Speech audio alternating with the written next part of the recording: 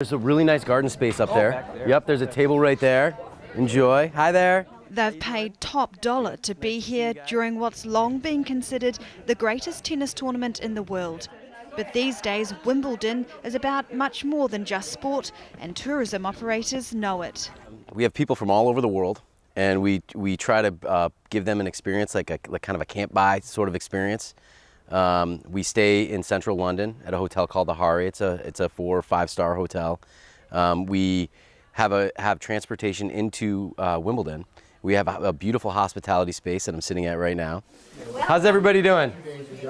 Good? Good. Famous chefs, art auctions, live jazz, and of course, centre court tickets. Grand Slam tennis tours will cater for around 300 people over the 2-week tournament. Their packages ranging from $4,000 to $12,000. There's a big demand for us for Wimbledon as well. It is kind of the mecca of tennis. You know, when you walk into Wimbledon and see the grounds there, they're spectacular. There's the beautiful flowers. It's so well kept, and it just feels, it feels like home. Not an easy task, given 490,000 spectators will walk through these grounds, 300 million more will watch on TV. But the attraction extends far beyond the tennis. I've never seen anyone play on grass before in person, so that was a big draw. But I think it's mostly just being here. The whole area, it's gorgeous. You know, you got the tennis whites, you have the strawberries and creams, you got the Pims, so it's just all that as an experience is amazing. Wimbledon is steeped in traditions, many of which have stayed largely unaltered.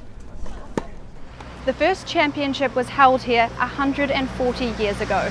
It was only created so the All England club could pay for repairs to its machinery needed to maintain its famous lawns.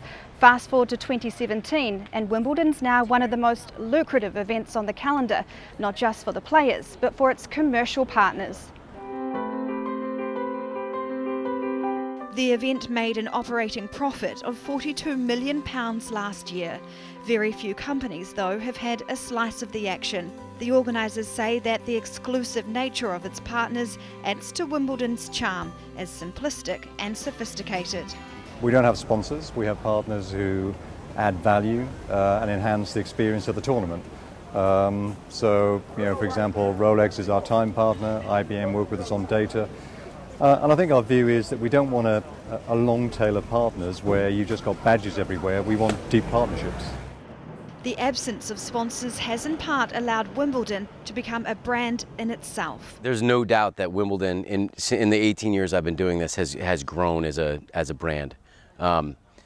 Wimbledon is one of the only events where there's really very few sponsors. There's 3 sponsors at Wimbledon that you can see visually on the grounds.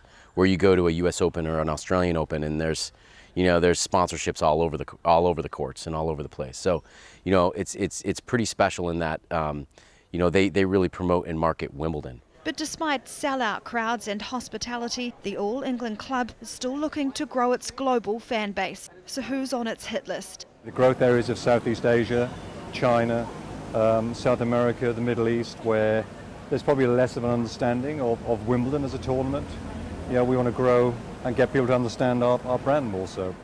Social media will play a key part, with content being produced specifically for Weibo and WeChat in China and for Japanese messenger service Lin. A more diverse following won't, though, lead to a more multicultural event.